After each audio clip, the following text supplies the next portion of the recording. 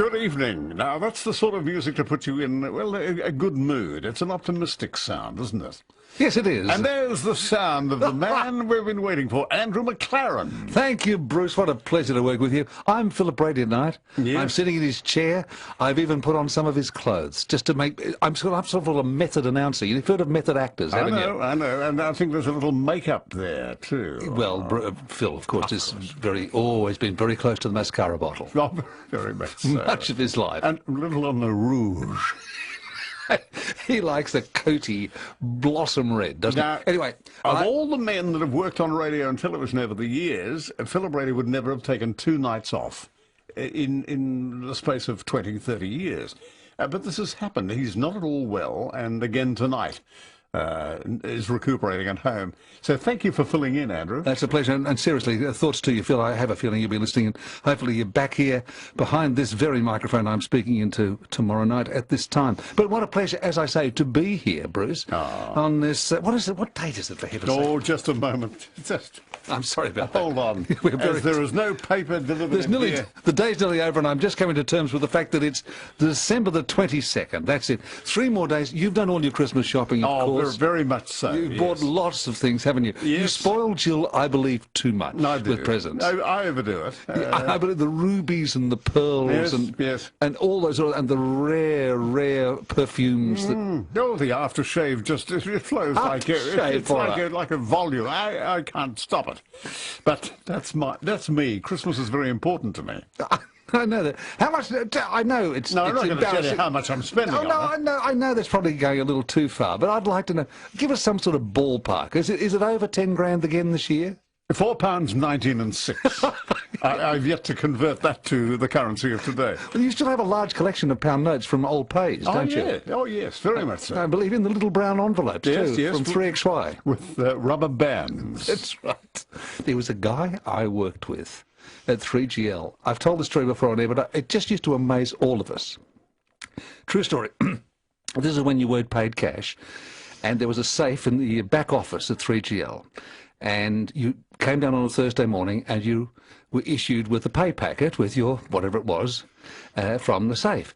And there was a guy who worked on air at the station. He never collected his pay. Week after week, I would see, you could look in. The safe was down low, little safe, and when it was open, you could see, I won't name him, but just JF were his initials, and you would see JF's pay packets, 2, next week 3, 4, 5, 6, 8, 9, 10. Never collected. He was there every week, unless I was on holidays or away sick or anything like that. And we all used to talk about gossip. Was he living at home? Was he needing the money? I never got to know him that well. I was sort of on afternoons and he did nights, and I didn't meet him that often. You know what it's like. He can be at a radio station. But it always intrigued me to be in that position. In a way, I guess, I was a little bit jealous. I might even say, how can you do that? He was a young guy like me. At the time, he wouldn't, well, maybe a little older, but if I was 28, he was 32. He was a young guy. What a strange thing. I know. And if you're listening, JF, you know who you are. Yeah. And please explain, call in at any time. I'd love to know how. What happened to JF? Did he go on and buy the advertiser? No, the bright lights of 3AW called me after 3GL, and I went in to see Mr. whatever his name was. Isn't that terrible? Down at La Trobe Street. No, in La Trobe Street.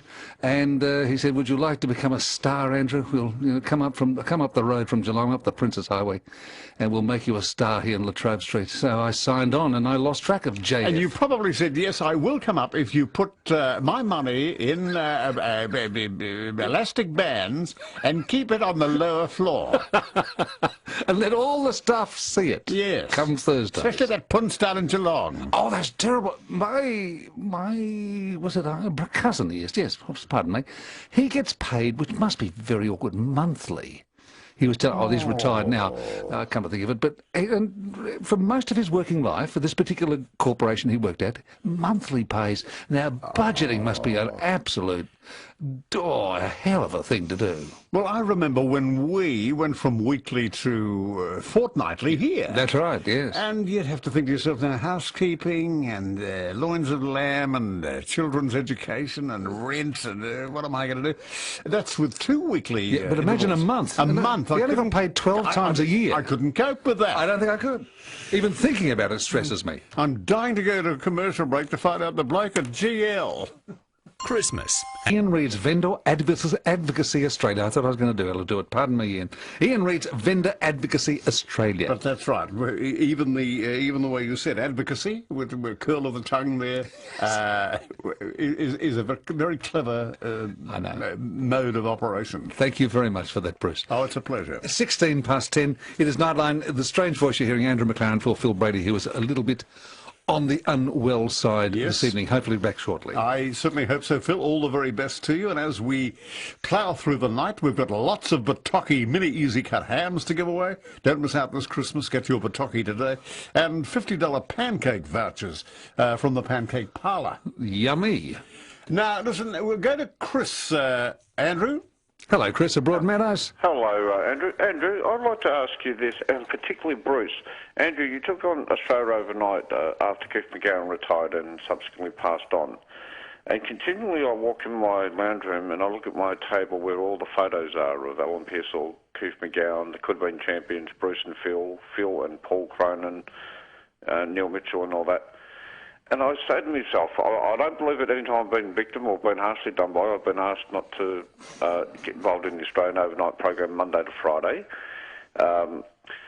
What I believe I've done is made an honest mistake. I am not one highlight on the Keith McGowan show previously. I was one of many characters that, as we speak to this very day, tried to carry the flame of being a character. And I found myself putting my foot in it at times. And now I've been banned from one program, and the other era with the Neil Mitchell program was years before Keith McGowan and retired. But I was still constantly reminding myself and looking at this photo of Keith McGowan and saying, Keith, how could have I done this better? How could I have not get myself on the wrong side of some commentators and that, and still been the clever and funny and wacky character? Keith McGowan used to take the mickey out of me about my fortnightly injection and the cross dressing, and it was just pure fun and inspiration. And you know, so I mean, it's like as though I could say to Luke Boner and his producer, the fellow that was producer, told me not to make any more contact.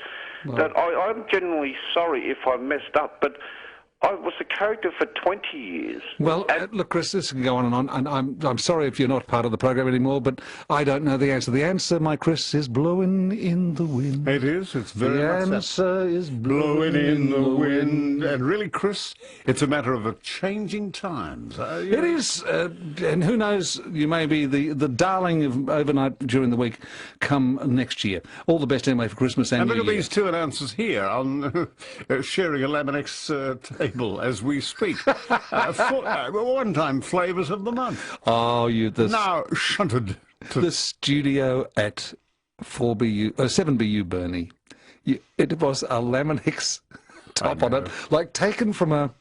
It wasn't a kitchen table, but the panel was set into sort of Laminex that looked like that green marbled kitchen tables, and you sat on a kitchen chair with rubber.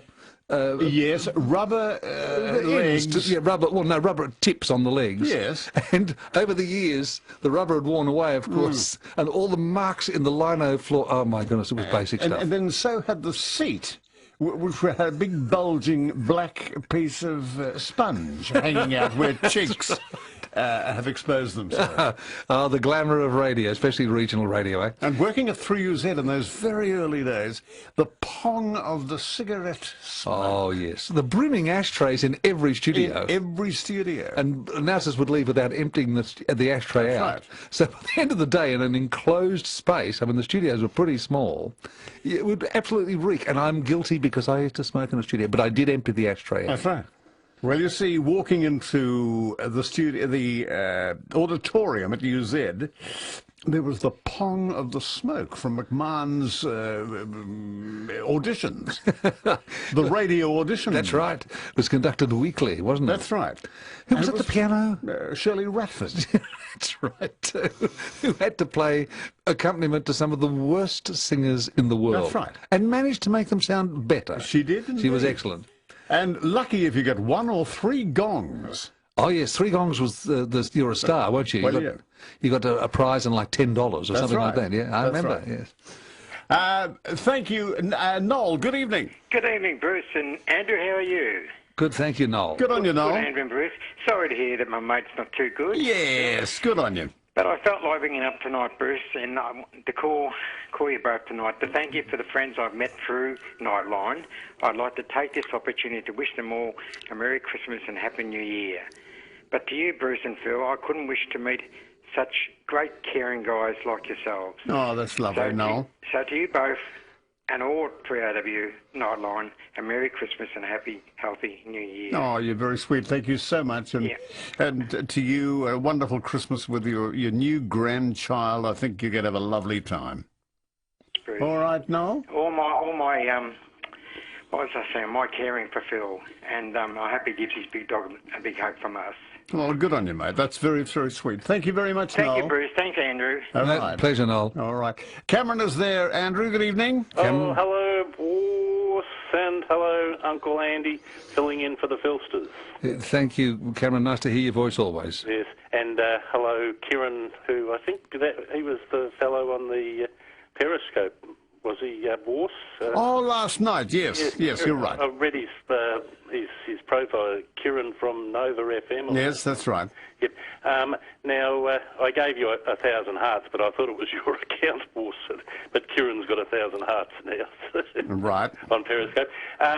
Yes, it's interesting how technology in radio has changed. I remember when I was in community radio back in the 80s, and there were cart machines for the commercials and 4-track recorders and 4-track tape machines and records, and then they went to CDs and digital audio tape, and now it's all on hard disk and computer screens everywhere. Yeah, that's right. Yeah. It's a lot. In a way, it's a lot easier now. I mean, especially splicing tape was an absolute pain. Yes, I remember all that. Yeah, and you know, now it's all digital, so it's fully digitised and it's all on big hard drives, and all you have to do is push buttons on the computer and on your keyboard, and the next record comes up. Yeah, changing industry, like most businesses. Yes. Now, I'm wondering if anyone else has noticed Channel 7's getting a new channel, and I'd be very curious to know have you noticed that? I saw that just the other day. I was watching like 7 Mate, and they had a little sign just came up, just a static sign, watch for Channel 7's new channel. No, I don't know. Anyone have any information? We'd love to know what it's going to be themed with. I'd love to. They were mooting in April a Chinese channel, but things change and people may have objected to that. So it could be anything. Hopefully, it won't be another infomercial channel, please. Oh no, no! It is not another home shopping. Please. We can do better than that, Australia. Come on, we can do. If England can have 70 digital channels and America 150 digital channels, we can have at least 24 decent. Yes, not channels that are just full of absolute rubbish. Yeah, that's a good point. Thank you very much indeed, Cameron. 24 minutes past 10, 3AW Billy. Good evening. Billy. I've got 2 quick points. I don't know if you've heard the news. Dustin Martin has not been charged. Who was that? Dustin Martin, the Richmond player. Yes, I heard about that. Yeah, that's good. That's why he hasn't been charged, because I think there was too many lies. Andrew? Well, we don't know about that. We might leave that. Yes, go on, you're going to say, Billy? Andrew, have you heard about the 5-cent pieces going? Hooray! Well, yes. I mean, how often do they just become shrapnel in your pocket these days, really? Oh, they're a nuisance. I know, it seems incredible. Once upon a time they were a Zach, weren't they? If you go back to old money, but... I've got about $15 worth. I'm taking down food works on Saturday and putting them in the piggy bank. Yeah, That goes for the little kids. Is that definite, is it, Billy? They are going to go? Yep. Yeah, next year. Oh, I didn't. Where was that in the paper today, was it? No, it's been a couple of months ago. Oh, I missed Someone was telling me every 5-cent piece they make, the government got to pay at least 8 cents. That's a lot of money. Yeah, they would be unprofitable, if anything else, wouldn't they, just to make them? Yes, considering their face value. No, well, they're pretty well useless these days, aren't they? All right, Billy, thank you very much for calling in and telling us all that. What were the first to go? It was the 2 cent, was it? No, the cent. The 1 cent. The one, imagine, weren't they terrible? Oh, the 1 weren't they cent. vile. I remember once, I thought as a project, I've got a big money box. I bought a big money box at a cheap junk shop.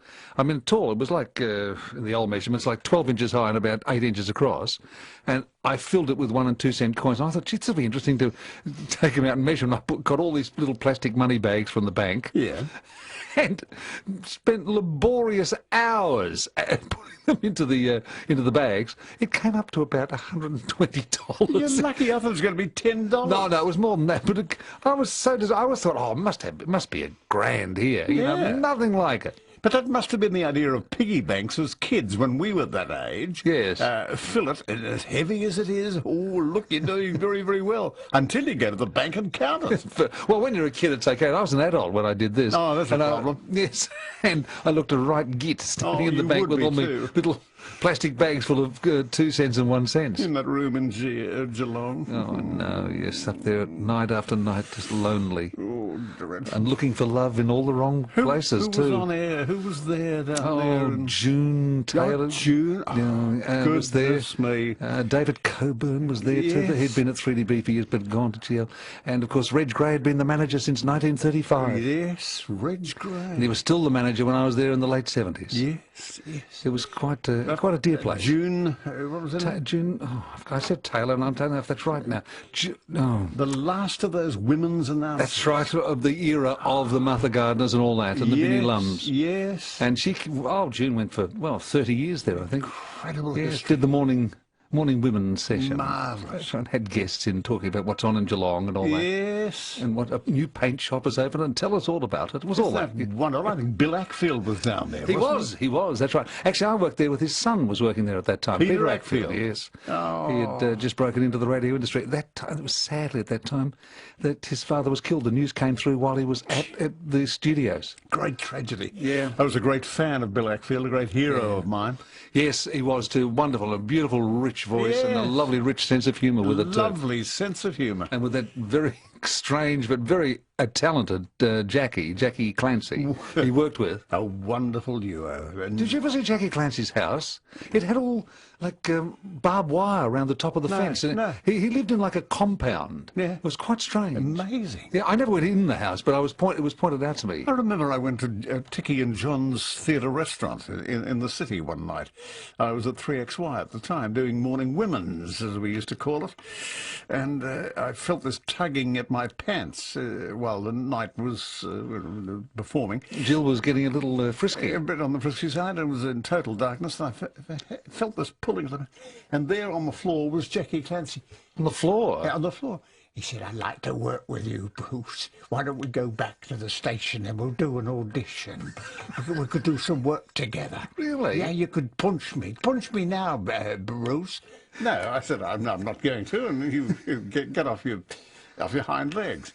But funny, unusual. Yeah, last time I saw Jackie Clancy, just for people who don't know the name, he was early TV performer in Melbourne and then radio performer. That's right. Originally from England.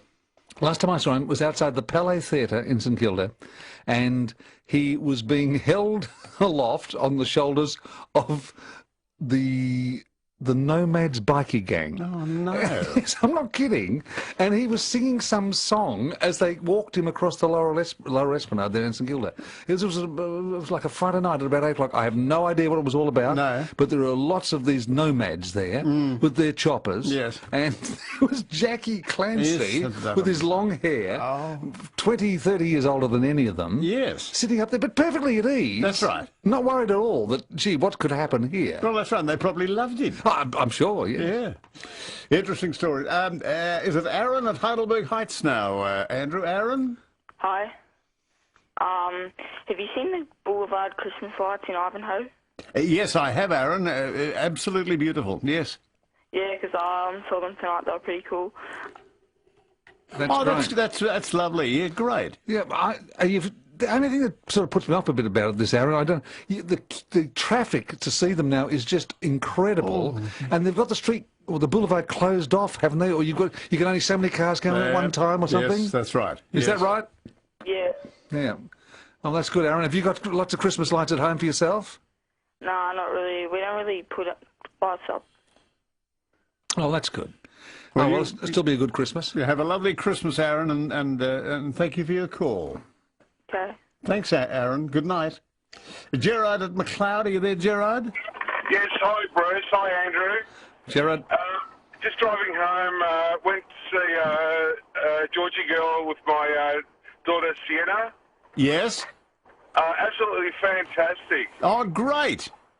It's amazing how many of the songs bring back so many different memories. I mean, I'm 52 and just a lot of great hits and a really good story. And it's performed well, obviously. Yeah, and what was really fantastic, at the end of the show, the original Seekers actually came out on stage. Oh, isn't that lovely? That's great. Yeah, so it was a really great show, and I would highly recommend it to all the listeners. And a good crowd there tonight?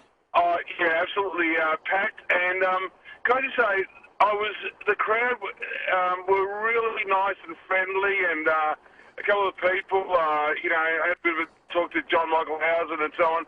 Really nice people. I think people at this time of year really enjoy, you know, just sort of relaxing and just sort of being entertained. So that was a lovely night. And Sienna, my daughter, who's only 10, she really enjoyed it, especially the song "We Are Australian." She was quite surprised to hear that, being that, you know, that was one of the songs that one of the Seekers wrote and the music too.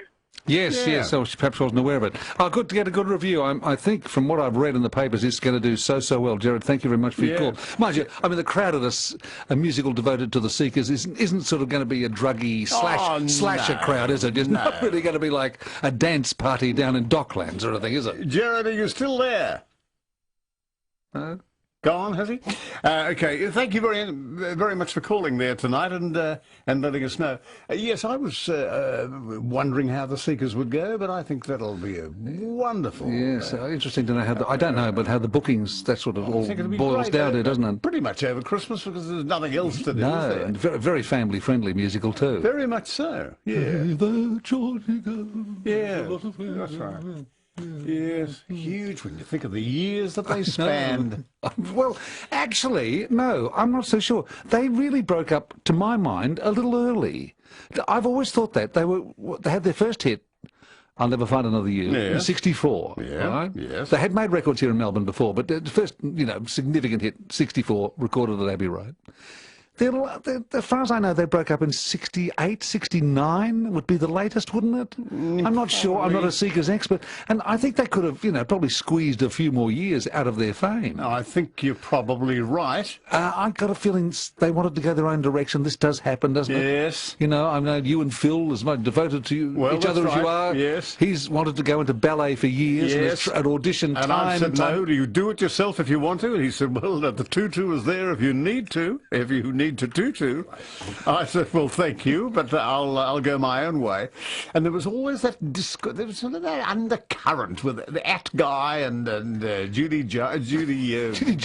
Judith Durham. Whose name was actually not Judith Durham. She was born Judith Cock. Yeah, that's right. And I think she was a writing girl from Canterbury. I used to take her out years ago. I have a feeling there was a connection. I have a feeling that Mansfield and Durham have locked lips somewhere. Yes, I know. Well, not locked lips, locked legs. In terms of getting out of my car. Oh, explain. I think she lived in North Baldwin in those days. I don't know. And we went to many record receptions that EMI put on in the late 60s, mid-60s. And I said I'd take you home in my Toyota. Did you have a wandering hand as you drove home down? No. I think she may have, but that was stamped very, very quickly. You always kept yourself tidy, didn't you, Mansfield? But she was always around the treble clef. That's right. Those sort of jazz hangouts. Or duffel coats. And, that's right. Football jackets, football numbers on the back of your duffel coat. And desert boots. Desert boots, yes. That's right. Yes. Snapping your fingers to music. Around the era of Judy Jarch. That's right, and the New Orleans trad jazz and all that. Yes. Frank Traynor. That's right, down at the Power Hut. That's right, or Basin Street in Brighton. That's right. You're a memory. What are your memories of those days? With the Seekers as we remember them in concert tonight. 24 minutes to 11, 3AW. 21 to 11, and we've got a David at Ringwood. Andrew? Hello, David. Oh, hello, guys. How are you? Two things, Bruce and Andrew, apart from the joy of listening to you both. I just wanted to say thank you first for the brick filter, which you asked the Weather Bureau, and I heard the answer. Amazing. Oh, yeah, thank you. Yeah, that's good. Yeah, and secondly, sorry if I'm a bit emotional here, I've got to start a Parkinson's. And there's two twins and a little boy that was saved by their grandmother from slipping through the cracks, which I wanted to send a Christmas present to. The joy is something for them. They're only young. They're just sort of 12. A little boy and girl in Western Australia, but I can't write. So with all confronted with no's, we can't, to the Christmas blessings to that lady when I asked could she just address this parcel, and who stopped to help me. Because of that infernal shaking, I just feel as though, and for Australia Post to reduce me to feeling like I was a bandit, missing a gun and a mask, it so stressed me out. You know, like somebody that stutters, if you want to make them choke, just go, pardon, hurry up, haven't got all day. You know that? It was awful. It was awful. So sorry for the devotion. But for that lady that took the time to address the goods, to let me go up there with some sort of dignity. Thank you. Christmas blessings, dear, and I hope it's a really nice one. David, I have done a terrible thing about a year ago to somebody with a condition not dissimilar to yours. I spoke to him over the phone. I needed to get a new remote control for the garage gates, right? Yep. And I ring this number that I've been told to ring, and I hear at the other end, you know, whatever it is, you know, XYZ gates. I said, oh, yes, look, I've got a something model. Can you help me? Yep. I thought, very blunt answer. What cost are they? $40. Anyway, okay. There's no charm here, and then sort of he virtually hung up on me. Oh, I said, what's the address? What's the address? You know, whatever it was, I'll make it 123 Smith Street. Oh, jeepers. Oh, okay. Well, I better get it because we have to have one. I got round there, and then I saw who had answered the phone. Oh, he was a sufferer, David. I won't say any more than that, you know. And he just, that's all he could, that was a great effort for him to be able to frame those words to me over the phone. And I was in a, you know, I was ready to jump over the counter at the guy, whoever it was. And I feel bad about it. You brought it up to mind again. Well, just that it was, they all know me, and to be confronted with this wall of no's. Oh, well, if they know you, that's not right. No. I just could turn around and just sort of with dog, you know, those droopy dog eyes sort of say, will anybody help? And I got a whole nose, but this one lady stopped. That's it. And it was just wonderful. I mean, I went out of there with whatever shake I had, a million times worse. It was ballistic. I can't write. I can't put a cup to my mouth. I can't do anything. I can barely get like some soup on a spoon. So hence the third apology. I can't send you guys a Christmas card because I can't write it. I can't write. Well, we know your thoughts are with us, and Philip, and Bruce in particular. Happy Christmas, and thank you for your story and your entertainment. Okay. Good on you, David. Thank you so much, and we're with you all the way with that burden that you have. And of course, the phone is such an anonymous thing. When you're talking to somebody on the phone, you cannot express yourself. You cannot be seen. I know. I was getting so shirty with this guy over the phone because he had these very terse, you know, clipped answers to my questions. And I was, well, come on, sort of attitude in my voice. And when I got there, anyway. Isn't that shocking? We all make those blues in life. Don't you realise, don't you learn something by that experience? Yes. And we can all learn by that. All right, David, thank you for your call. Brian at Rosebud. Hello, Brian. Two things. Jackie Clancy, my favourite comedian, I was told by a gentleman by the name of Mike Browning, who was a cameraman at Channel 9, that the reason he grew his hair long was because he got it cut off by the Japs in the Second World War. Right? Second thing, any chance of tonight, because we're getting down to the end of the year, just playing something with Graham's voice on it. Graham Kennedy? Yeah, where Who do you think I'm talking about? Well, I don't know. There's a few Grahams out there, but yes, you're talking about Kennedy. Is there anything out there, do you know? Well, I see it's very remote that we'd have either a song or a recitation or even a commercial done by him at this late juncture.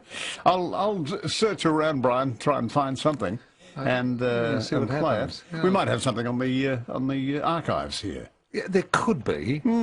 I don't think Kennedy ever broadcast from 3AW, though. I don't think so. He worked from 3XY. He worked from 3DB. Yes, 3UZ. But I don't think he ever did any work at AW. But the only thing is that he did release some EPs and 45s with Smacker Fitzgibbon. That's right, doing some Dixieland stuff. So that could infiltrate into the system here. A very remote chance that is the case. Highly unlikely. All right, Brian, thank you for the call and the suggestion. 11:15. Kate, what would you like to see under your Christmas tree in 2 days' time?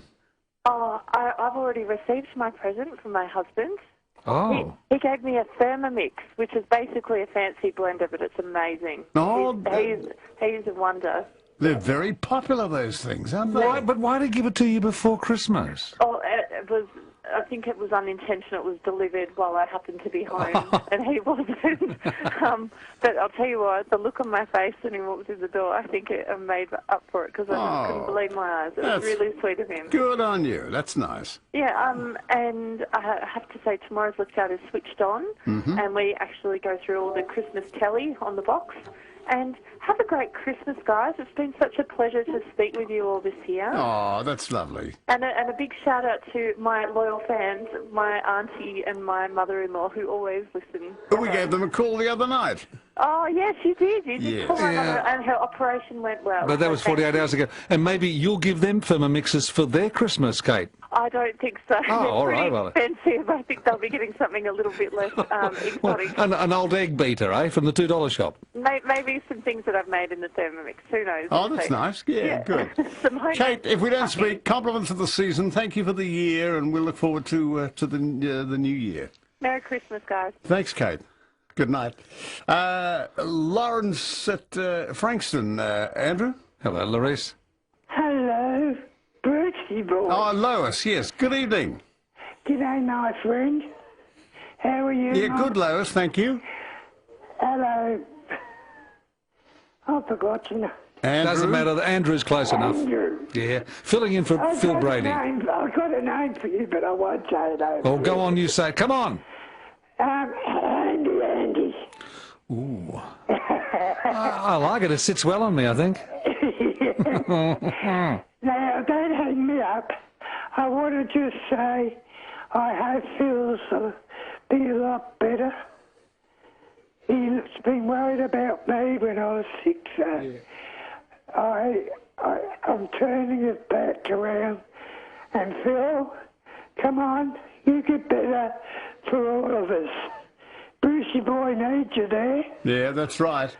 So yeah, I got to tell you, when I came in tonight, Bruce was whimpering, and I just tiptoed in the studio. Bruce had his back to me, and I could hear just. And I knew it was because Phil wasn't in tonight. That was right. It was just, it was pitiful. Anyway. And then when Andrew said, it's me tonight, I flung myself into his arms and sobbed into his armpit. I didn't know where to go and whimper next. But thank you, Lois. Things went from bad to worse there for Bruce. If you're the passing parade for Roth Newton's Tessa electric adjustable beds for a good night's sleep. 5 to 11 on Melbourne's own 3AW. This is Nightline with Bruce and Andrew McLaren filling in for Philip Brady. Not too hot tonight. Hope you're back soon, Phil. Yes, indeed. But it's a pleasure to be here on Nightline, filling in these hallowed seats. Yeah, good on you, mate. Yes. I say you're looking well, Mr. Mancher. I like the red braces. Thank you. Oh, thank you. Well, they're keeping very Santa Clausy, aren't they? Well, yes. I want to show you the holly before I go home. I don't think I'll take that offer up. No, but that's all right, though. I don't mind. But it's amazing. Christmas at a radio station like 3AW, very busy all year round. At a Christmas time, it's sort of very holiday mode. Well, the office staff have gone, and there's a few bataki hams floating around the place, and there's, well, a little hogmanay too. That's right, a couple of cleaners with a bone hanging out of an old greaseproof bit of paper. People singing "Deck the Halls with Boughs of Holly." It's lovely. Yeah. It is lovely. Then, of course, early in the new year, it goes back to the jealousies and the viciousness that we expect at all radio stations. Exactly. 4 minutes to 11, 3AW, and it's Nightline and the passing parade very soon. In fact, coming up right now.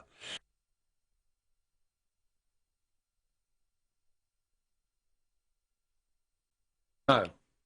I don't think we have the passing parade going to air at the moment, not through our headphones anyway. No. So I think we'll, pardon us for that, we'll press on perhaps, right. and maybe the passing parade just directly out of news if possible, or somewhere there. Yes, maybe that will be the case. Because I know many people look forward to John Doremus and his stories. And that's a series that's been going for a long time. Well, yes, in fact, John Doremus has actually passed away, I believe. Think he has. Sometime. Well, that's right, it's called the passing parade. Yes, that's right. Apart from that, may I just vent a little spleen here tonight? I know we like to keep it, especially this time of the year, Nightline likes to be a bit of a happy show, a bit of a happy puppy show. But have you noticed, and I'm going to say it's a lot of younger people guilty than older people, how many people are ignoring the red pedestrian signal in the city? They cross whenever if they sense there's no traffic coming in that direction, they just cross over the road. Exactly. No, wait until you get the green. Exactly. I'm talking about pedestrians, of course. You're so right, but it's not just bikes either. Oh, no, it's pedestrians. That's I'm sorry, I didn't explain that properly. Yeah. I just, coming in tonight, I thought, whoa, hey, just a minute, guy. I'm coming down. You shouldn't be crossing now. I know there's only a few cars when I was coming in tonight. It's not particularly busy in the CBD, but just steady here. And most of them doing it would be, I'm going to say, under 25. Yeah, yes. Do you agree? I do. I've seen it myself. It's not right. Yeah. It's not actually right. It's not jaywalking, but it's the equivalent, isn't it? Well, it is a finable offence, I know that, like jaywalking. Yeah. And may I point out at 2 to 11, just as coming up to news and all the rest of it here on Nightline, about coincidence. One of my team of medical advisors, as you know, I have a whole team working around me virtually 24 hours a day, 7 days a week. Well, you're on borrowed time, I realise that. I've been on borrowed time for many years, Mansfield. It's only their dedication and their devotion that has kept me where I am today. They're a wonderfully dedicated group, and it's not just the money that's keeping them going. No, well, though I do sling them tips at Christmas and all that sort of stuff. Anyway. But in 5-cent pieces. Yes, one of them is an amateur musician. Now, he's quite a good guitarist, and he said to me the other day, this is a true story, he said to me, I would love to have a keyboard player in my band. I said, why don't you get my old teacher, I won't name him, SG, I'll just say, but I couldn't find his number. Anyway, we tried to look it up, and we tried looking on Facebook and all that sort of stuff. I've got to tell this quickly. And that very night, this doctor went to a gig just to see somebody perform he knew, got talking to the band during one of the breaks. The keyboard player is SG, my old piano teacher. No. Now, what are the odds? I mean, I know there's not that many bands and there's only so many pianists in the world, but even so. That's very rare. Don't you reckon? Oh, I think so. Why don't we examine unusual circumstances? What's coincidences? I mean, are they coincidences? Yeah. I don't know. I mean, what was it? Carl Jung, the philosopher, called them synchronicity. He wouldn't use the word coincidence. Ooh, I don't want to even say it because I think I'd fluff. Have to get out my rash cream again, Bruce. Oh, yes, for the thighs. Yes, the inner thigh, it just goes to bright red. I know it does, and it just glows. You don't, just in the dark, you can be sitting there in an armchair and they know you're there. Yes. 15 degrees overnight. Top tomorrow, 27, cloudy with showers, did you say? Chris? Chris, don't leave us now. We're in the midst of a deep conversation. We loved you so much, too. I was enjoying that. Yes. What did I find out about? I wanted to find out Christmas Day. I know that. I believe it's going to be pretty damn warm. Oh, no. 33. Although a few showers on the way. But again, that could mean the humidity and the rash. Yes, I know. Give me cold, a mild heat. You know, I think with names like Mansfield and McLaren, you see, we have Gaelic blood. I think you're right. And we're not used to this. And I think in years gone by, you'd look at two khaki fellas with very big, wide pants wandering around, and that would be them in the hot, humid outcrops. That's right. Yes. Wouldn't it? Nothing like those hot, humid outcrops. I've seen yours. I know that. So that's Chris. Before you go. Hello, it's Chris here. Yes, Andrew wants to know about Christmas Day. Yes. Oh, certainly, yes. Well, we start to warm up further, so at this stage, a sunny day on Friday now for Christmas Day, although it is going to be windy and hot, so 33 after a minimum of 22, and you'll certainly notice pretty fresh northerly winds as well. Oh! And so is there any kind of relief coming in the way of weather change? Well, yes, we do have a cool change, which will be in the far west of the state late on Christmas Day, and then it will move across overnight, and it's actually looked like it will bring some rain with it too. So, good. Could be a rainy start to Boxing Day. We should see most of it having cleared to the east of Melbourne by the time the cricket begins, though, late in the morning. But up until then, there is the potential for around about 10 mils across Melbourne during Saturday. And then Lord knows we need it, don't we? Lord knows. And a top of 25, did you say, Chris? That's right, yes. Yep. Oh, excellent. So for tomorrow, a low of 15 degrees, cloudy with showers, top of 27. Is that right, Chris? Tomorrow's forecast? Anyway, I think that's established, and we'll continue with that. Now, we, if possible, very soon, really, I suppose, should go back to the passing parade, because I know so many people love John Doremus's tales. On 3AW, the summer fun in the sun. And yes. Perhaps we'll come to that a little bit later. Yeah, okay. Now, people are listening to us through 3 Wangaratta, 1566. Good morning, or good evening to you. So used to being on overnight. 2QN Dinnerliquin, always welcome to on 1521 on the AM dial. And this voice is the voice of Andrew McLaren, filling in for Philip Brady. Indeed it is. Who's not 100%, and hopefully will be back as soon as possible in his rightful spot. Indeed. We'll go to Pamela at Vermont. Hello, Pamela. I'd just like to read a poem which I wrote, which could encourage a lot of people who may be lonely. Yes. It's called In Dreams. Well, yes. How many verses there, Pamela? Not many. Oh, good. In dreams, I heard an angel sing. It came from high above. That song, it filled my very being because it spoke of love. It told of times when wars would cease, and we would live in lasting peace. That we would for each other care, and we would learn to love and care. I know I heard an angel song. It was not just a dream. It stays with me the day-long home, just as a light would gleam. And when at length my angels see, in joy beyond compare, I know that he will sing for me, and he'll be always there. Ah, beautiful, Pamela. Thank you for that. Very nice. Really lovely, Pamela. Lovely to hear from you. Alan joins us from Moonee Ponds. Hello? Hello, Alan the Moonee Ponds. How are you? Good. When Andrew wanted the woman announce her feature, her name is June Thomas. Sue Thomas, was it, at 3GL?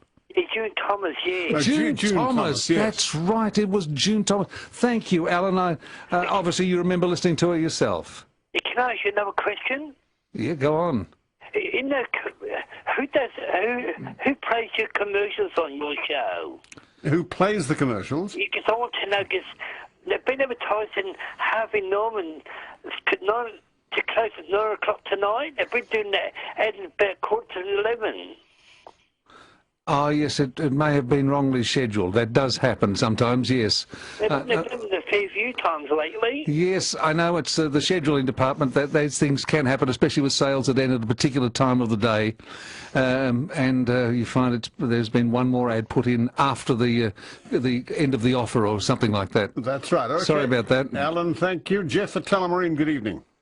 G'day there, Bruce, and hello to you, Andrew. Hello, hello, Jeff. How are you? I'm very good, thanks, guys, and it's sad to hear about Phil, but good to hear you on, Andrew. Thank you. Look, you were talking earlier about people that cross, and they go silly crossing at red lights and the like. It took me back to when I first met my dear wife back in the mid-70s, and she grew up in Collingwood, so the city was sort of like her backyard. And I was unfamiliar with the city pretty much, but we'd go in there, and she used to tell me that when you were walking down a road, if you were coming across something like Little Burke Street or one of those little, narrow lanes, the lanes that go between the main streets, that you didn't have to stop at those red lights. It was okay just to walk across. And I just thought, oh, yes, I'll do that. She does that. Everyone else does that. Until one day we sort of walking down, there's a couple of policemen standing there. And my dear girlfriend at the time just stopped dead, and I continued walking because she had me convinced it was okay. Well, clearly it wasn't, and I got a bit of a reprimand over that one. Yeah, I don't think it's ever... People do it all the time, and they did it when I was a kid, too. Walking down Swanson Street, they'd always walk against the red light in, say, Flinders Lane and streets like that. You're so right. Walking down to the Flinders Street station. But no, it's never been legal at all by any means. And, yes, it hasn't. Yes, I know. And just on the other thing too, Andrew, when you were talking about your keyboard player and that coincidence, it's funny, how often, it's happened to me a few times, it used to happen to my mother a lot, you would dream about someone that you'd had nothing to do with for maybe, 4 or 5 or 10 years, and then within a day or so of that, there'd be some reason that you'd have contact with that person. I know, they'll ring out of the blue, or you'll get a letter from them, or something. It's so true, Jeff. That is so right. Oh, yes. I've had that happen. We've all had it.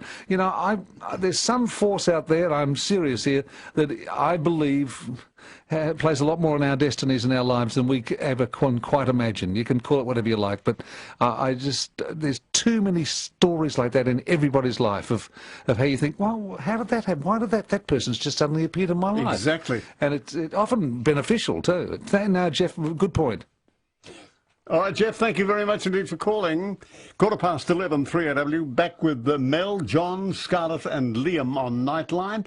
And your calls too, 96900 693. I suppose the message is there, leave it till after Christmas and get in touch with the Blind Factory. 13 blinds. Yes, good people to deal with. I have dealt with them and paid, I emphasise, and I have found them excellent. Well, Absolutely. You've always been very upfront, haven't you, with any dealings that you've embarked upon?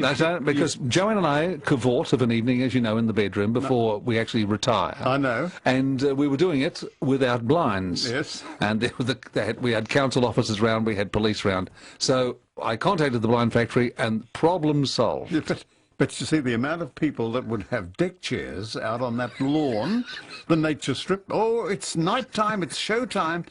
They were getting dozens of people sitting there. It was turning into quite a gala event. So, you're as bold as brass, both of you, and yet showman right through to the end.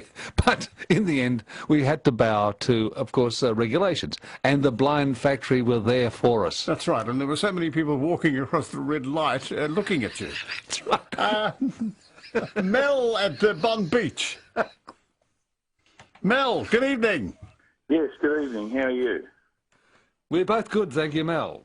Yeah, nice to talk to you, Bruce and Andrew. I've never been on a radio talkback show before, but welcome. I just felt compelled to ring tonight. Driving home tonight, I was listening to a rival radio station, listening to some music, and I was most disturbed, and I tried to ring the radio station and tell them of my disapproval of what was announced. And I just think that, look, I'm a 68-year-old Australian. I'm fiercely Australian, but don't ever get involved in much more than listening to radio programs. And I appreciate the way of life and what we all have here.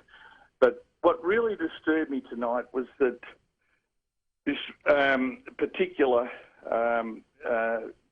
commentator on the radio said that, good night, people, we're looking forward to a long weekend and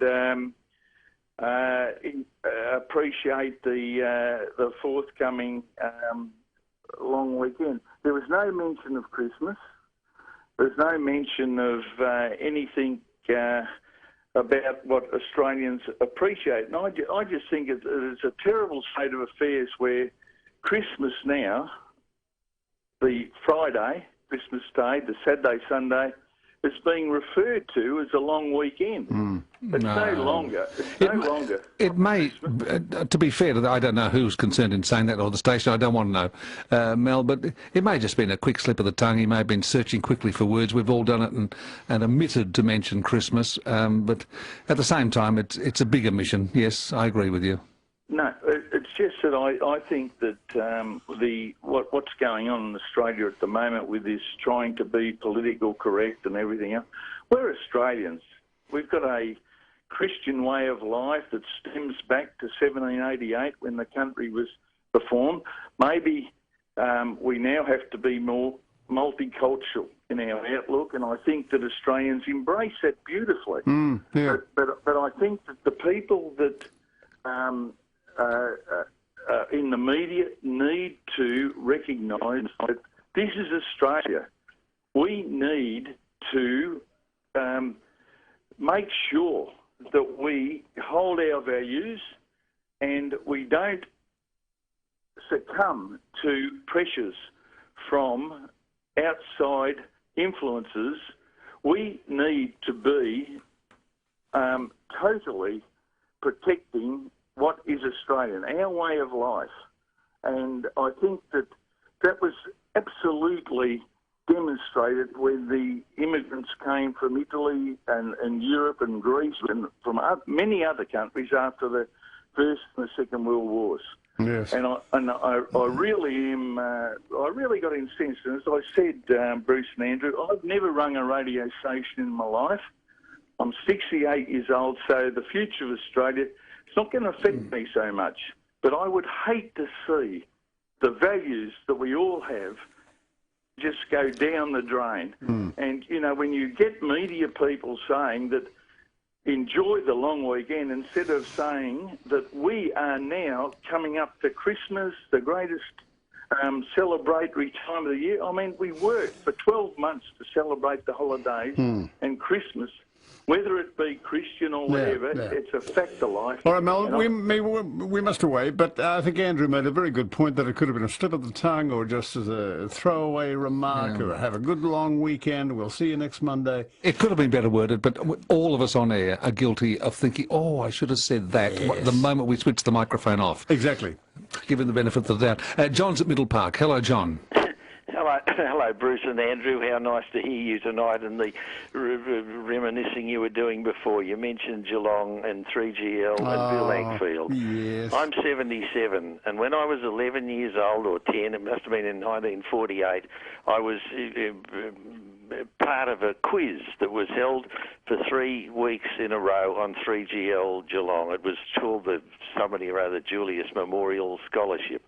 And I won the first heat, and that was compared by an announcer who's been perhaps a bit infamous, John Brian Kerr. Was he? Oh, my heavens. I won the Yes, heat. later, just to explain for people who don't know, John Brian Kerr later charged and convicted for murder. That's right. And then I got into the semi-final. Amazing rating. Yeah, and the semi-final was conducted by Bill Agfield. Oh. And Bill Agfield and 3GL and everything were just terrific. Yes. Oh, wonderful to hear, John. And I think Ron Bond was down there at the time too. Yes, yes. It was quite a breeding ground for those announcers who went on to Melbourne radio and even more success. Many came through GL. Well, it was just up the road, wasn't it? Yeah. Oh, lovely to hear the story, John. Thank you. John, hold on. We'll get you Bataki mini easy cut ham. Oh, how lovely. Now, don't hang up. We'll be with you as soon as we can and get the ham to you from Bataki. Just hold on now. 27 past 7. Except I just should explain, because people do switch on Bruce. It's not Bruce and Phil at the moment. It's Andrew McLaren here, filling in for the somewhat ailing Phil, hopefully back very soon on Nightline. Indeed. And let's look at the weather. A low of 15 degrees overnight, a mild night coming in over Melbourne. A cloudy day tomorrow, a top of 27 degrees. Yeah, it's not too bad. No, that's... I don't like that hot Christmas day, though. that the guy from the Weather Bureau was talking about. It frightens me a little. What about last week, that 41? No. I collapsed. I had to be revived virtually by Joanne with smelling salts on a couple of occasions. I was worrying about you whether you'd get in here or not. I know. It doesn't go well with me, but others have tougher luck in life. Well, I was ringing that medical team. He's on the upper. He's on the thumbs up. That's what we got from them. Yes. And every morning, every night, I'd ring them. And they say, we think he's going to be okay. Yeah, yes, I hear this low moan in the background. The team have been my medical team have been so good to me over the years, because they virtually work in shifts, around the clock. I know. And I'm going direct from this program into a surgery. I know. And to have sort of revival stuff and vitamins pumped into me. You'll go into that pumping station and stay there till the next shift. Virtually. That's right. Half man, half stomach. Scarlett at Pascoe Vale. Hello. Hello, Scarlett. Hello, Bruce and Andrew. Hello, Scarlett. And just sending our good wishes to Phil too. Oh, thank you so much. Speedy recovery for him. It's not nice not being well. No. Yeah, I just heard you before talking about synchronicity and serendipity. Yes. And it's a story I promised you some time ago that I would tell you. You may not remember. Steve from Greensboro will probably enjoy this, seeing that he's into the esoteric side of life. And I'll try to be as quick as I can, so as not to take up too much time there. But do you want to hear it about the Lamo Man? Yes, please. The Lamington Man, it is. I call him the Lamo Man. Some years ago now, I was at home with my young teenage son, and it was a cold winter day, but the rain was drizzling down, and we looked at each other around about morning tea and time, and he said, gee, I'd like some Lamingtons. Mama, I said, yeah, they would be nice. I said, we had a bakery not too far from us, so I said, put on your raincoat and jump on your bike and run over and grab some for us. And he said, oh, no, it's a bit wet out there. And we were arguing about this, and another family member called in round about the same time, pick up some things, and we talked him into driving over to the bakery. And he came back and he said, no Lamingtons. They had Lamington cakes, but no Lamingtons. And I said, oh, Lamington cake would have been fine.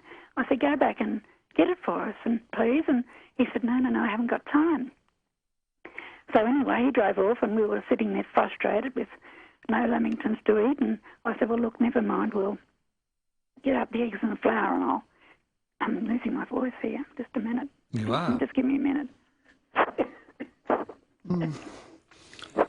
I also haven't been well, so I was commiserating with Bill on that. Right. So I said, get up the eggs and the flour and I'll make us some pancakes. And so I was busy in the kitchen, and he came in to me all excited, and he said, Mum, there's a man at the door and he's selling Lamingtons. And this son of mine was always pulling jokes on me, and I said, oh, go away, of course there's no man at the door selling Lamingtons. And he said, surely there's a man down there selling Lamingtons. So I looked out from my office window upstairs down this double-storey home down to the front door, and sure enough, here's this jolly little man standing there with, those old sandwich boards that they used to have around their neck with the leather straps over their shoulders. That's right. He's standing there with one of those with a tray with Lamingtons on it. Could not believe it. I've never heard of a door-to-door Lamington salesman in my life. No, but you wait till I finish this little story. So my son begged me. He said, let's get some. So I'm giving this poor man the grill from the top. I said, oh, yes, where are these Lamingtons made? And his grandmother made them. Where do you live? And a few suburbs away, he said. And I thought, this is so unusual. And so anyway, my son came back, and I gave him a little bit of money, and he came back and brought them up to me, and he said, Mum, they're only $1.50, and look at the size of these things. He said, can I go and get some more while he's still out there on the street? And I said, yeah, sure, okay. Well, I gave him another $1.50 and a couple of dollars, and off he went. No sign of this man. Not a sign. He just disappeared now. He'd just gone. Well, it's amazing, that story of coincidence. I mean, you talk about Lamingtons, and a man comes to the door with a Lamington tray. I just can't believe it. Quite incredible. Wendy at Werribee. Hello, Wendy. Oh, hi, Bruce, how are you? Good. I've just come back from Georgia Girl. Oh, how'd you go? How was it? It was the most fantastic show. Oh, look, there was the who's who of Melbourne were there. Bert and Patty were there. Wow, royalty. And the most incredible cast, and the original Seekers came on stage at the end of the night. Oh, how wonderful. Well, it was just amazing to see them. Oh, yes. Judith looks a little bit frail, but I tell you what, she's still got a spark in her eye. Yes, of course. They didn't. They wouldn't have sung though, would they? The original Seekers, No, they Wendy. didn't sing. They just came on for the final bow. But the girl that played Judith. She was incredible. She had her movements, her voice. It was just like Judith Durham as a young person. It was just amazing, and it was a standing ovation for about 15 minutes. Oh, how lovely. I'm so thrilled. Just the best night, and I'll tell you what, everybody should go and see it. And Bruce Woodley sang, or the guy that played Bruce Woodley, he sang "We Are Australians" at the end. You know that song? We Are Australians? I think he may have written it. He wrote it, yes, he did, and it was just a good time to sing it. Everybody was in tears, like the whole audience. It was just so moving. It was wonderful, and good time to sing it at Christmas time, and with all this carry-on we've had over the years with everything else, and it was good to say, yeah, we are Australians. Yeah, that's lovely. It's a wonderful sentiment, and it sounds like it's going to be a great success. Yeah. Oh, look, I think they've got a hit there. I really do. It was just wonderful. The cast were wonderful, but just to see the original Seekers at the end. That'd be a highlight, and they'd have loved to have been. They'd have loved to have been there. Yes, yeah, they did. All right, Wendy, hold on. We'll get you a Bataki mini easy cut ham for Christmas. All right. All the best to you. It's 22 to 12. It's Nightline. We're back very soon. I was going out with a girl in the 1960s. She was a flighty vixen, and she was enamoured of the Seekers, Bruce. Yes. And I remember her taking tambourine lessons so she could be more like Judith Durham. She studied and studied that tambourine, and she would shake it and rattle it and have the movements. It would go in a sort of a circular motion, whip it between her legs sometimes and come back over the top of her head. She was a master tambourinist. I wonder how she went. Are you listening, Muriel? That's all I'll say. I'm not going to say last names, of course. I'm a gentleman. I went out with a girl once, around about the same era, same time. She was a whiz on the double bass. She'd cock one leg in the air and swivel that bass between her legs and jump onto the main chord. I took her out because she reminded me of At Guy. Well, I didn't. It was the way to your heart in the 1960s was to have be a little bit like Athol Guy, was it? Right. Okay. It was the horn-rimmed specs that gave her away. And then I did the Big Nine with a quiz show. I'll never forget it. I think there was a quiz show actually called The Big Nine, wasn't it? Yes. There was. 2 contestants locked in a booth with Athol Guy. This was an interesting show, interesting concept. And a night like this with the Seekers in town, it brings it all back. It does. The joy, the ecstasy, and also the despair. Yeah. I know, and there's a lot of that around tonight. And those who are playing tambourines and studying tambourine tonight, all the best to you. Thank you very much. And so many people did have the tambourine. Judy Jacques. Yes, had them. Peter Paul and Mary. Yes. They all the girls came out with a tambourine, didn't they? Yes. Right. Liam of Port Melbourne. This is William at the Bruce. Yes, go ahead. This is William at Port Melbourne. Hello, William. Not too bad. Well, I was going to ring you up. Did you get me a Christmas card, Bruce?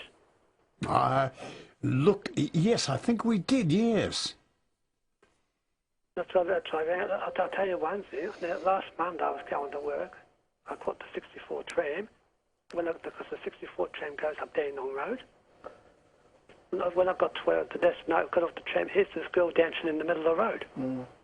Of all things, there was a tram that couldn't move and a truck because some guy on a motorbike and she's dancing in the middle of the road. Goodness me. How long did it go on for? Went on for a fair while. I just stopped on the point just to have a squeeze. And this girl just standing there. I said to one guy, I've never seen this done before. Was she affected by alcohol or drugs, do you think? She had this, I don't know if she had like a crystal ball or what it was. She had a hat on. She's dancing around in the middle of the road. Good heavens. What sort of age group would she have been in? Probably about her 30s. Did she dance well? No, she danced all right, but I just stood on the corner, just what's the name? Didn't anyone try and sort of remove her from the tracks? No one moved her. I suppose everyone would be scared. They'd be sued for it or something, wouldn't they? Yeah, that's right. If she fell or injured herself, First time I've seen him dancing in the middle of the road before. You've got to be so careful, He William. actually jumped from one side of the road to the other. Well, thank you very much for calling tonight. Rosa of Mulgrave. Yeah, good evening, Bruce and Philip. I'd just like to ask you something, please. Could you tell me, is Mr. Bert Newton still around? We never hear anything from him. Oh, very much so. Well, he's at the show tonight with Patty, at the Seekers show tonight. Oh, yeah? Yes. Oh, because, you know, I always will, how long I live, I will remember him and Graham Kennedy. That's right. Rosa, he does a lot of stage work these days and has appeared very successfully in shows like Grease, heaps of shows over the last few years. The Producers was another one he was very funny in. That's right. He doesn't do much TV work these days. Oh, yeah, because, you know, when the show was on with him and Graham Kennedy, that's a long time ago now, because Graham died, you know. That's and, yes, I heard. Yeah, and I was very sick, you know, and I had a lot of worries about my kids were small. And my husband had to work 2 jobs and all, so he could keep going. And I had so lot of pain with my big operation, and they made me just going and think about my kids and forget all my pain, you know. Yes, yes. No, but Bert is very much in the land of the living. Oh, and, yes. Very active, Rosa. And may he continue. Thank you for your concern. Therese of Ascot Vale. Oh, hello, Bruce. How are you? Yeah, well. We're both well. And Andrew. Andrew, is it? Yes. It is Andrew McLaren. Oh, hello, Andrew. How are you? No, Have we spoken before, Therese, or not? I have. I rang 2 months ago, and I just wanted to thank you for the $100 hamper that you gave me with all the peanuts and I think it was JC's hamper. Right. Yes. If I'm not mistaken. But anyway, I just wanted to thank you very, very much for that. Good. And also, I rang just to see how you are going. All very well, thank you. Oh, good. This is my second time. I've only been listening since May, but Yeah. my second call, and I'm just loving the show. Oh, you're beautiful. Thank you, Therese. A very happy Christmas to you and your family. And Yes, and many more. and thank you for your call. Oh, yes, he's looking good, Therese, just in case people have just switched on to he is in a pair of bright red braces. He is looking so dapper, the Mansfield tonight. I tell you, he'd be 20 years, take 20 years off him, he'd be dangerous for any woman. And we're just hoping that Phil will be back with us tomorrow night, Therese, who's he's had a bit of a rough trot. Yes, he has. Hasn't been too well now, Philip. Okay, Therese, thank you. Tom at Blackrock, good evening. Good evening, gentlemen. Part of the reason I'm calling tonight is having heard Andrew's voice on tonight. It's reminiscent of when he and I had some business dealings 20 years ago, almost exactly at this time of year. Tom. Do you remember me? Oh, no, you can't forget. This will make you remember. Dean Martin had just died. He died 20 years ago on Christmas Day. That's right, and you loaned some Dean Martin and Jerry Lewis radio programs to the station I was in. I remember. I just couldn't remember your name. I'm sorry. You came to my home in your black caddy. That's right. I had the Cadillac, didn't I? That's right. And yes, I was hearing I forgot all about that. I think you played it once a week, the different shows for Martin and Lewis. That's right. You're a huge Dean Martin fan. You had all these wonderful old photos I'd never seen before of Dean. Indeed. And it's very sad to think that we're all gotten older, but he hasn't gotten any older. No. Are you still a big fan, Tom? Oh, absolutely. Actually, I was a fan of the whole Rat Pack. We're actually sitting between two memorable dates, and that is Sinatra would have been 100 back on the 12th. Yes, he was, that's right. I'll never forget his birthday because it's the same as mine. Oh, that's easy, isn't it? Indeed. He was born in 17 and I was born in 61. Now, am I right, Tom? I could be wrong here, and I'm trying to be sort of a bit of a smart aleck, but did you work in security? And I still do. And do you remember I was so cheeky at the time I said, I'll let you have the CD set of Martin and Lewis if you promoted the company I worked for during the half-hour program. I don't remember that part, but I thought I was just... Oh, that's great. And I'm still in the same company. Actually, we played a couple of those when I was doing the Midnight to Dawn program on this radio station, 3AW, maybe last year now, it might have been, or very early this year. Really? I didn't catch it, but yeah, they're still in the system, and... they're very entertaining. They were good, yes, and some of the guests were really interesting. I think the one we played had the Western star Hopalong Cassidy as a guest of Martin and Lewis. Yes, they had everybody. They had Cary Grant and Lucille Ball. It was of an era that will never come back again, you know. I agree, You just Tom. have to keep repeating those shows because just like we were speaking of other entertainers before, they can be copied but never bettered. So true. Tom, thank you very much for making yourself known again. Lovely to hear from you. Christmas and the New Year. Same to you. Keep safe. Bye-bye. Thank you for calling out to Hampton now. Gerald Quigley. Hello, Gerald. Hello, Bruce. Hello, Andrew. How are you both? Hello, purveyor of kale. I was listening with interest with your previous caller. Philip and I were lucky to attend an event at Hamer Hall where Bert introduced it. He was in wonderful, wonderful form. He is the absolute consummate entertainer. That was Sunday night. It was called the Environmental Symphony to raise money for brain cancer for the composer called Alan Zavud. Just absolutely magnificent. He's a wonderful ad-libber. He's a wonderful MC, isn't he? I've seen him in that role a couple of times. You must have seen him too, Yes, Bruce. of course. I'm glad that went down so well that night for Alan Zavod. Yes, about 500 people, Bruce, and Dennis Walter was there as well, narrated by Jack Thompson. The music was just sensational. Fabulous. Oh, that's. Thank you for mentioning that. I just wanted to let you know, Bert is up, about, and as amazing as always. Just like you two boys. Okay, my friend. Happy Christmas to you, Gerald. Merry Christmas to both of you. Thank you.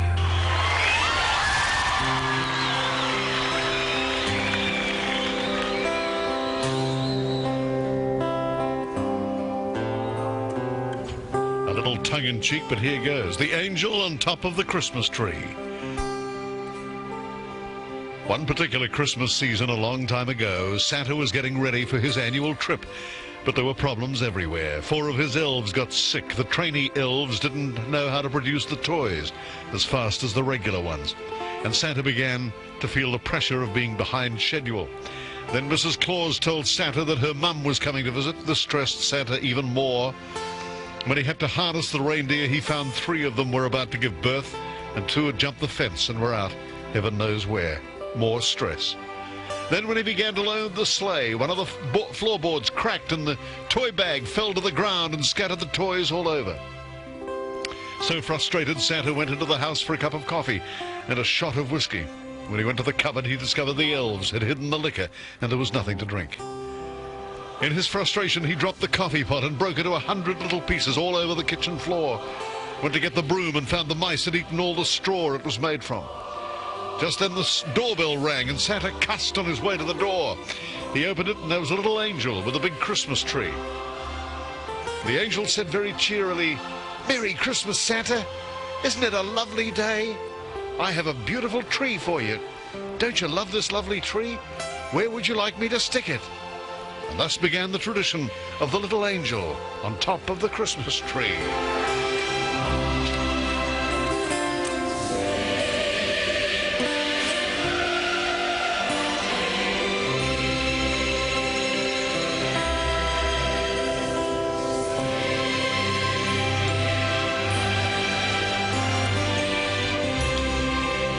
Restricts distribution of this piece by any means of duplication. Well, I want to sincerely thank you, Andrew McLaren, for filling in at the last moment, as Phil is not with us tonight, not feeling too well. Hope he's back tomorrow. If not, thank you so much for your job tonight. An absolute pleasure. Always great to work with the Manster. Thank you, old McAster.